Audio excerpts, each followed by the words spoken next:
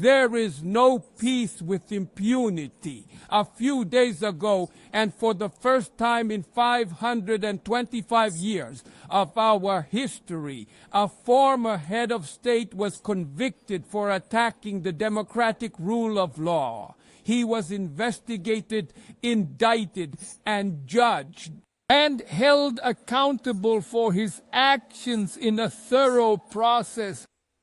He had full right to defense, a prerogative that dictatorships denied their victims. In front of the eyes of the world, Brazil sent a message to all autocratic candidates and those who support them. Our democracy and our sovereignty are non-negotiable. Authoritarianism strengthens when we fail to act against arbitrariness, when the international society hesitates in defending peace. Of sovereignty and law, the consequences are tragic. Around the world, anti-democratic forces try to subjugate institutions and stifle freedoms. They glorify violence, exalt ignorance.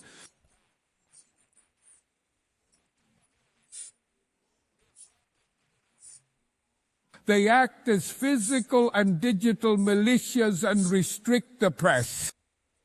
Even under unprecedented attacks, Brazil chose to resist and defend its democracy, regained 40 years ago by its people after 2 decades of dictatorial governments. There is no justification for unilateral and arbitrary measures against our institutions and our economy. The aggression against the independence of the judiciary is unacceptable. This interference in internal matters relies on the support of a subservient far-right nostalgic for old hegemonies. False patriots publicly plan and promote actions against Brazil.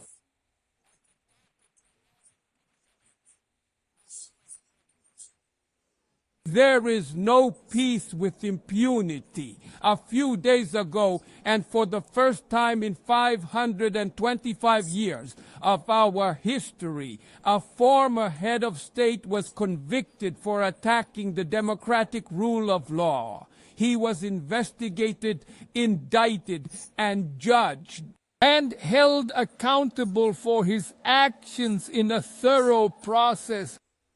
He had full right to defense, a prerogative that dictatorships denied their victims. In front of the eyes of the world, Brazil sent a message to all autocratic candidates and those who support them. Our democracy and our sovereignty are non-negotiable.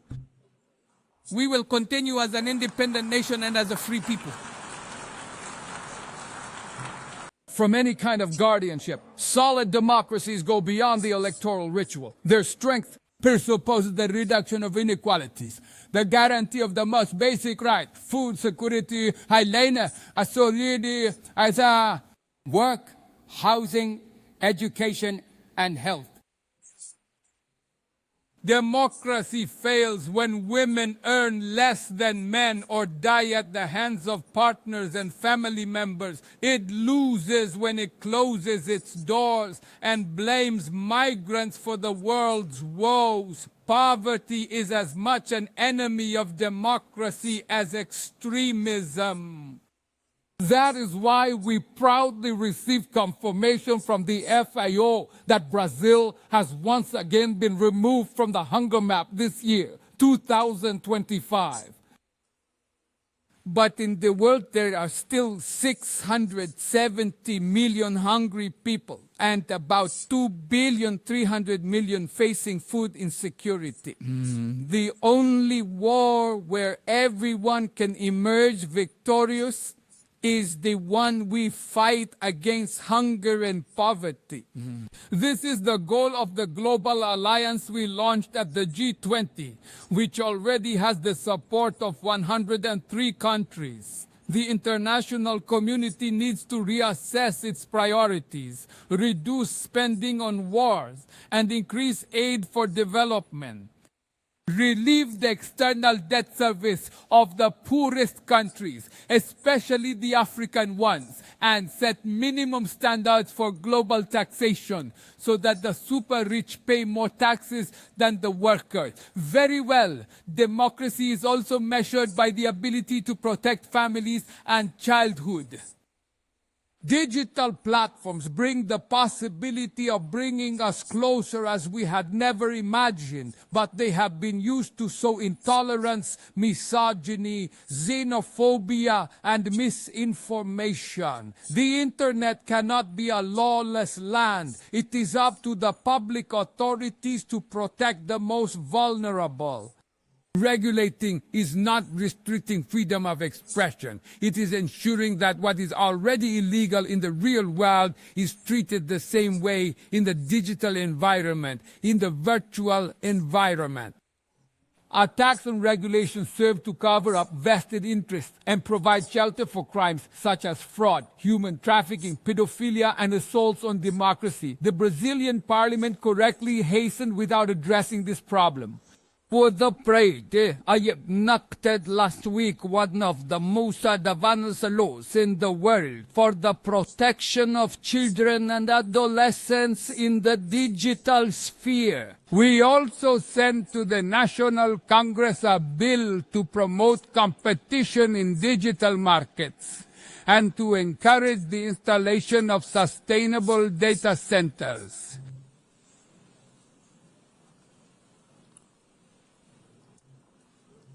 To mitigate the risks of artificial intelligence, we are committed to building multilateral governance in line with the Global Digital Pact approved in this plenary last year. Ladies and gentlemen, in Latin America and the Caribbean, we are experiencing a moment of increasing polarization and instability. Keeping the region as a zone of peace has always been and is our priority. We are a continent free of weapons of mass destruction, without ethnic or religious conflicts. The equation of crime with terrorism is concerning.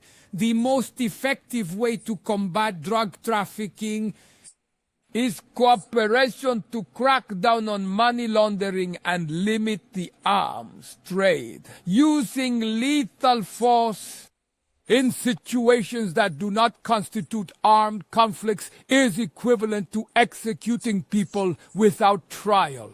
Other parts of the planet have already witnessed interventions that cause greater harm than what was intended to be avoided, with serious humanitarian consequences. The paths of dialogue should not be closed in Venezuela. Haiti has the right to a future free of violence, and it is unacceptable for Cuba to be listed as a country that sponsors terrorism in the conflict in Ukraine. In the conflict in Ukraine, we all know there will be no military solution. The recent meeting in Alaska sparked hope for a negotiated way out. It is necessary to pave the way for a realistic solution, which implies taking into account the legitimate security concerns of all parties. The African Initiative and the Group of Friends for Peace created by China and Brazil can contribute to promoting dialogue. No situation is more emblematic of the disproportionate and illegal use of force than that of Palestine. The terrorist attacks perpetrated by Hamas are indefensible from any angle, but nothing, absolutely nothing, justifies the ongoing genocide in Gaza.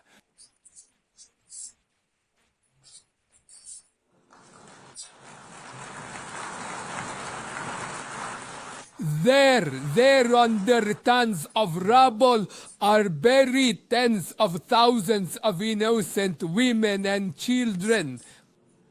There too are buried international humanitarian law and the myth of the ethical superiority of the West. This massacre would not happen without the complicity of those who could prevent it. In Gaza, hunger is used as a weapon of war, and the forced displacement of populations is practiced with impunity. I want to express my admiration for the Jews who, inside and outside of Israel, oppose this collective punishment.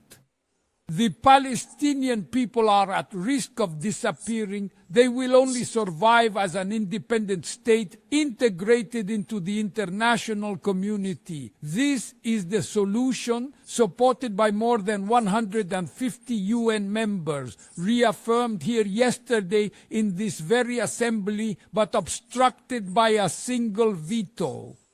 It is regrettable that President Mahmoud Abbas was prevented by the host country from occupying the Palestine bench at this historic moment. The spread of this conflict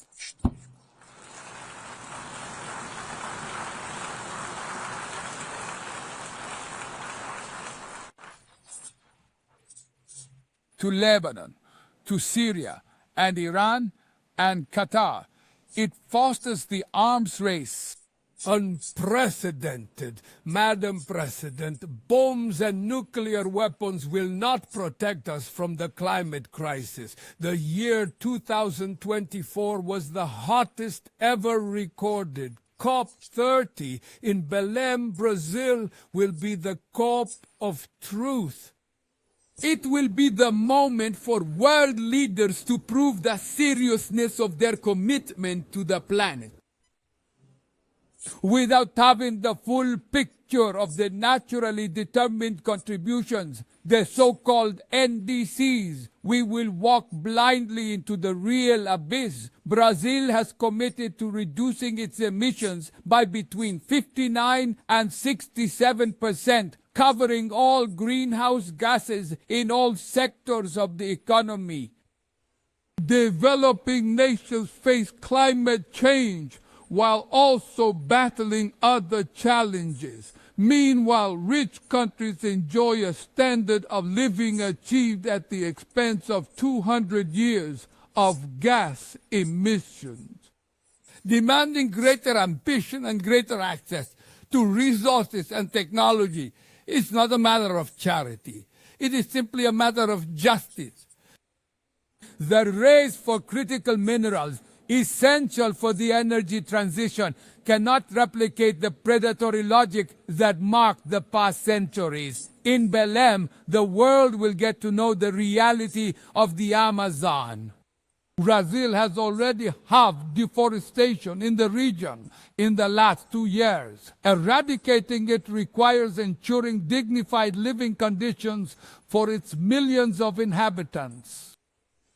Promoting sustainable development is the goal of the Tropical Forests Forever Fund, which Brazil intends to launch to compensate countries that keep their forests standing. The time has come to move from the negotiation phase to the implementation stage. The world owes much to the regime created by the Climate Convention, but it is necessary to bring the fight against climate change to the heart of the United Nations so that it receives the attention it deserves. A council linked to the General Assembly with strength and legitimacy to monitor commitments will provide coherence to climate action. This is a fundamental step towards a more comprehensive reform of the organization, which also includes an expanded Security Council in both categories of its members. Few areas have regressed as much as the multilateral trade system.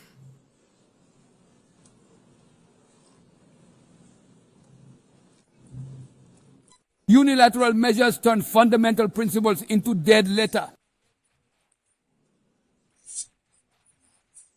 like the most favored nation clause. They disrupt the value chain and throw the global economy into a pernicious spiral of high prices and stagnation. It is urgent to refound the World Trade Organization on modern and flexible bases.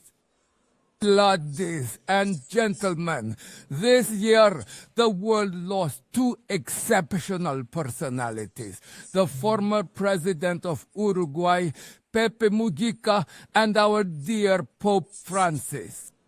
Both embodied, like no one else, the best humanistic values. Their lives intertwined with the 8 decades of the United Nations' existence. If they were still among us, they would probably use this platform to remind us that authoritarianism, environmental degradation, and inequality are not inevitable, that the only ones defeated are those who crossed their arms, resigned. That we can overcome the false prophets of oligarchs who exploit fear and monetize hatred, and that tomorrow is made of daily choices, and it takes courage to act to transform it. In the future that Brazil envisions, there is no room for the re-addition of ideological rivalries or spheres of influence. Confrontation is inevitable. We need leaders with a clear vision, who understand that the international order is not a zero-sum game. The 21st century will be increasingly multipolar. To remain peaceful, it must continue to be multilateral. Brazil places growing importance on the European Union. To the African Union, to ASEAN, to CELAC, to the BRICS, and to the Group of 20. The voice of the Global South must be respected and heard. The UN, the United Nations today has almost 4 times more members than the 51 that were present at its founding. Our historical mission is to make it once again a bearer of hope and a promoter of equality and peace, sustainable development, diversity, and tolerance. May God bless us all. And thank you very much.